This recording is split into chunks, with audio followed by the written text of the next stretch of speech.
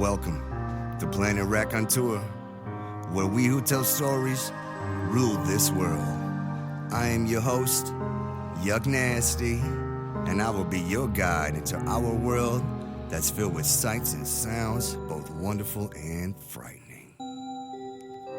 Everybody wants to go to heaven, but ask yourself this: what if when you get there, St. Peter says no? Hey, stop me if you heard this one, by Patrick Johanneson.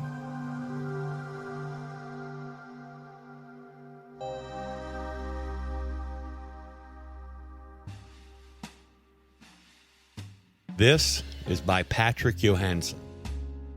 Stop me if you've heard this one.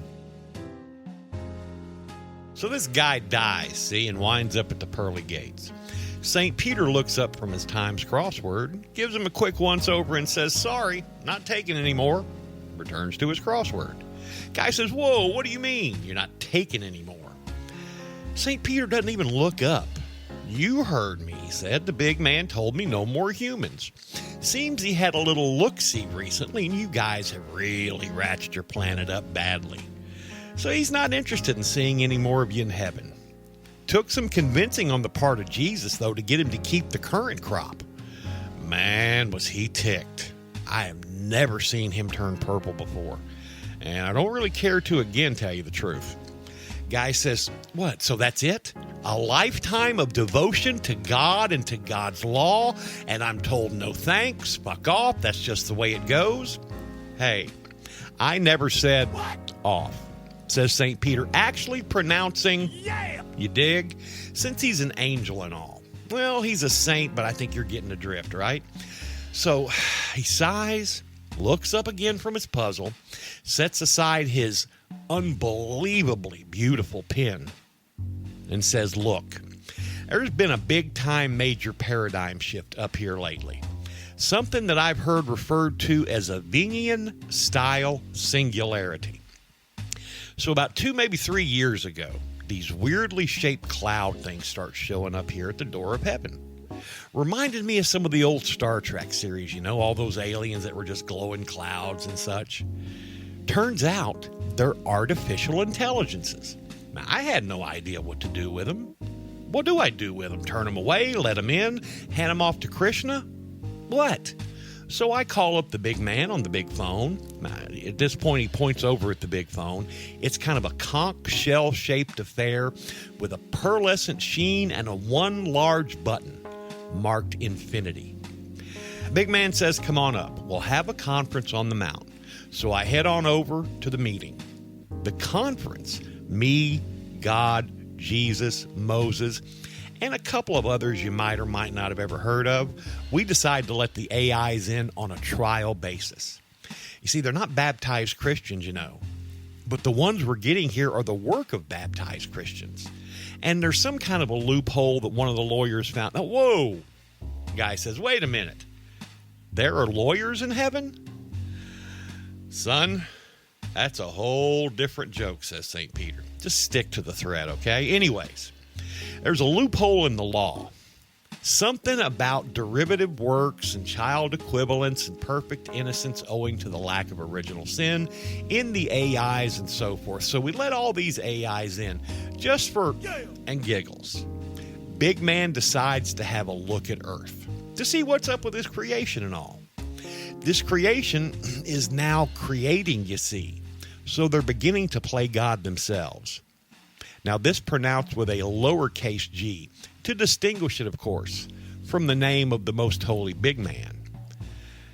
St. Peter says, "And when Jesus finally manages to swim up the stream of curses issuing from his dad's lips, well, like I said, it took a lot of fast talking to keep him from throwing every soul out that had arrived since the Industrial Revolution. All I can say is this: it's a good thing for them that the lawyers hadn't made it back down the elevator yet. So the guy says, "You're casting me out. You're sending me to hell because we as a race have befouled our nest?" "Well," says St. Peter, he's kind of looking a little uncomfortable here. Kind of like a kid caught in a lie. Not quite. Big man said he didn't want any of your kind in heaven anymore. and there's not a thing I can do against a decree from, the on high. But he didn't say that I had to send a lot of you to hell. So here's the deal. You're free to go wherever you want. Wander the universe. Listen, there's an HE double hockey sticks, a lot of universe to see. Should take you the better part of eternity, and then you can always go back and do it again if you want to. He picked up his pen, started on his crossword again. Guy says, so that's it. There's no hope for the human race. Sorry, says St. Peter, but listen, before you go, there's one question, and it's been bugging me all week. I can't quite get it. Do you have any idea what the currency of Thailand is? Whoa, says the guy. You don't know? Omniscience and all that? 1, says St. Peter, that's God, not the saints. And 2, it would be cheating. So do you know the answer or not? Guy says, dinar maybe? No, says Peter. It's got to be 4 letters.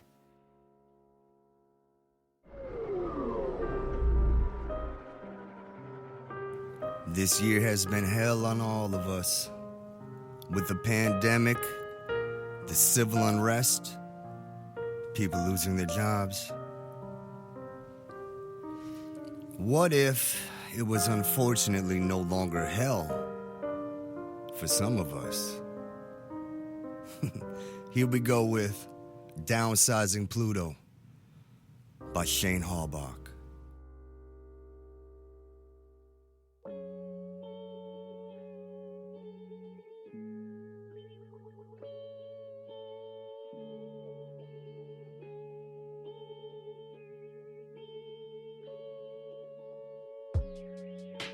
Downsizing Pluto by Shane Halbach. Hades sat in his office, high atop his dark tower. He put the finishing touches on his black-painted fingernails and held his hand up to the light to inspect his work. Perfect. The shade of black exactly matched his hair, his eyes, and his coordinating shirt and pants. Only his pale white skin contrasted the darkness of his appearance. He was just about to complete the look with some dark eyeshadow when he heard a knock. Hades looked up quickly. No one ever dared to disturb him in his tower. Enter! He commanded, and the door swung open. Occupying the entire doorway was a huge man, resplendent in a white tank top and extremely short red running shorts. Muscles bulged everywhere. He even had soft red wristbands and a matching sweatband around his head. Hades rolled his eyes. Playing up the jock look a little much, aren't we, Zeus? Asked Hades. He waved Zeus toward a chair. Listen, come in. Can I get you something to drink? I don't get a lot of company around here. Pluto. What's with the formal name? You'd think 2 gods who go back as far as we do could use common names amongst ourselves. Well, I think we better stick with the formality for now. Very well, Jupiter. What can I do for you? Well, it's just that, I'm just gonna come out with it. We're gonna have to let you go. What? Roared Pluto, and he came halfway out of his chair. I am Hades, Lord of the underworld. I bring death and despair. Mothers frighten their children with me. Strong men refuse to speak my name, lest it draw my attention. Used to, buddy. Used to. It's just that, people just aren't afraid of the underworld anymore. It just doesn't have a place these days. And it's been quite a while since people were afraid to speak your name, Pluto flopped back into his chair, deflated. Look, man, it's been hard on us all. The way things have been lately, not much worship to go around. Something had to give. You have to admit, you've always been a little out there. Pluto's head sank into his hands, his elbows resting on his desk. You can't do this to me. I've been a god for over 2 millennia. I don't know how to do anything else. Come on, man. It's not the end of the world. Just a little downsizing. There's plenty of time to start a new career, Like, hey, how about mining? You've always had a thing for precious metals, right? I mean, I bet with a resume like yours, you would make supervisor in no time. Pluto slumped down until his forehead was resting on his arms, burying his face. Oh, what am I gonna do? I don't know what to tell you, man. I suppose you could always try a petition, a little self-promotion, drum up some interest, get you back on the map, get your name out there. Oh. Very well, I'll leave you to it then, said Jupiter, standing to leave. Sudden inspiration struck and he added magnanimously, hey, why don't you go ahead and keep the tower for a while, just until you get back on your feet.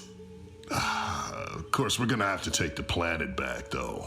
When Pluto didn't answer, Jupiter backed out of the room and closed the door quietly. With the door safely closed behind him, Jupiter let out a long breath. That had been hard. Pluto had been a god for a long time. He was almost like family. In fact, he was family. He was Jupiter's brother. Nasty business. Jupiter paused a moment longer and then began descending the long staircase. What he needed was some exercise. Something to clear the head. Maybe I'll go toss some lightning. Or maybe play some racquetball. Yeah.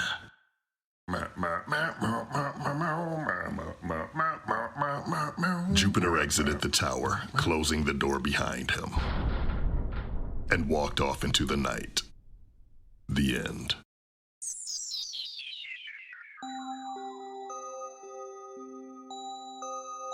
Pleased to meet you.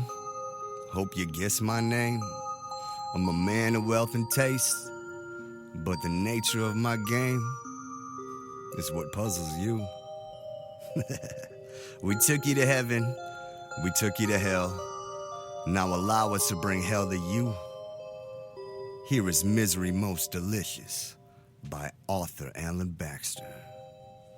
Misery Most Delicious by Alan Baxter. For millennia, the misery of humans has sustained me, though I have never known such sumptuous feasts as these. Time and again, the human race surprises me with its pathological ability to bring wretchedness down upon itself. I walked the sands of Jericho as trumpets blared and voices roared and the walls fell.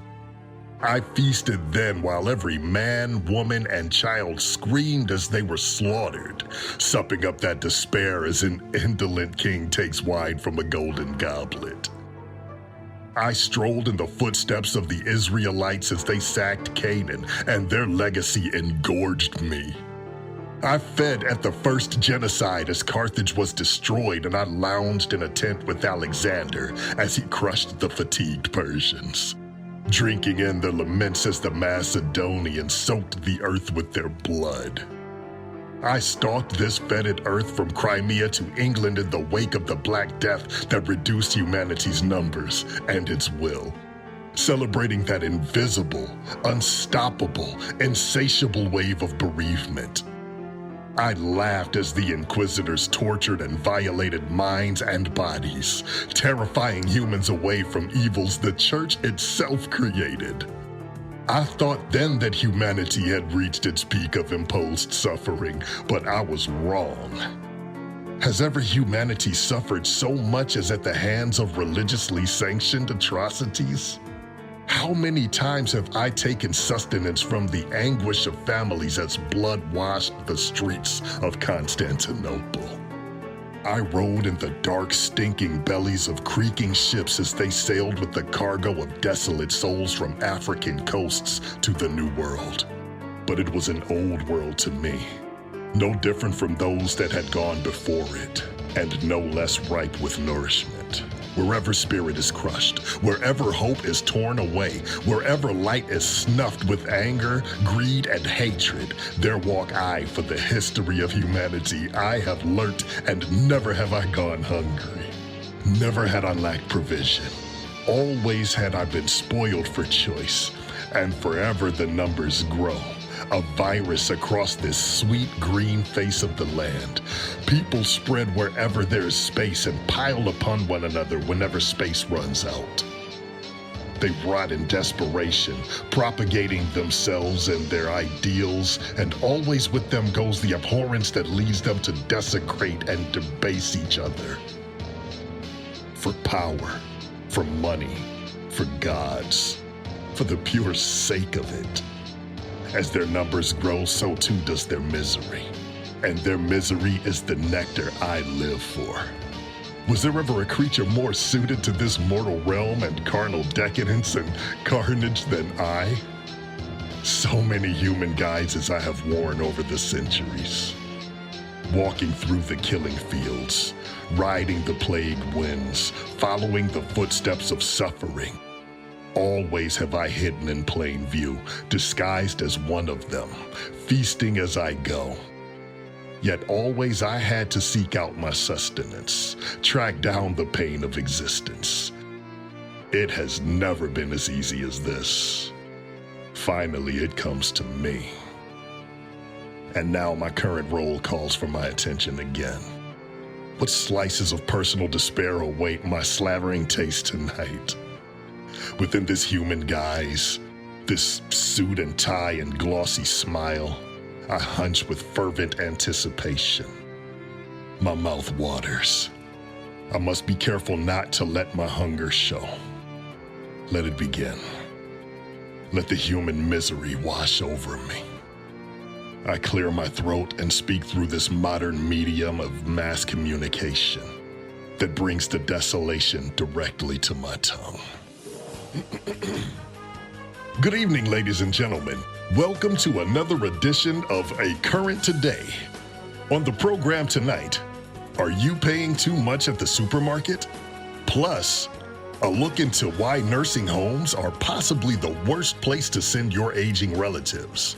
But first, who would abuse and starve an 8-year-old child like this? Our exclusive report follows. Stay tuned. Delicious.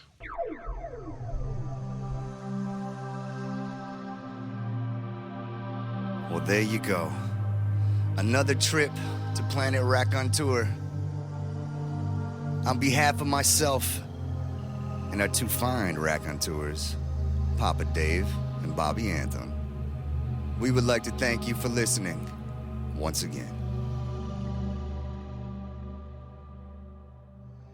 All of the stories presented on Planet Raconteur are used by permission or are in the public domain.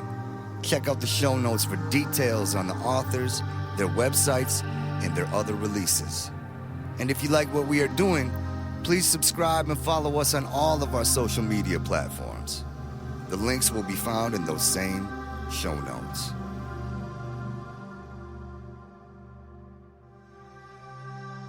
Much love. And thank you again for visiting the Planet Raconteur.